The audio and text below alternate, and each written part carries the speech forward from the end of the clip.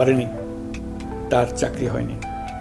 সরকারি চাকরিতে বৈষম্যমূলক কোটা পদ্ধতি, যেটা মূলত ছিল দুর্নীতি ও স্বজনপ্রীতির আরেকটা হাতিয়ার, এর বিরুদ্ধে তরুণ সমাজ দীর্ঘদিন ধরে প্রতিবাদ বিক্ষোভ করলেও ফেসিবাদী শাসকের টনক নড়েনি।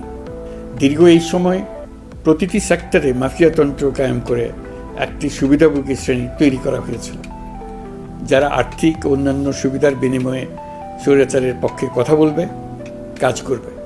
স্বৈরাচারের পক্ষের সঙ্গী হলেই তার চাকরি হবে, কাজ মিলবে।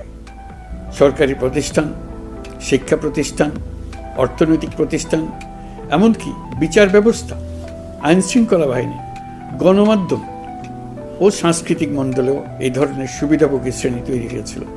এদেশের গরিব মেহনতি মানুষের পয়সা লুট করে পতিত ফেসিবাদ ও তাদের সহযোগীরা এক একজন টাকার পাহাড় গড়ে তোলে। সীমাহীন দুর্নীতির কবলে পড়ে অর্থনীতি ভেঙে পড়ে।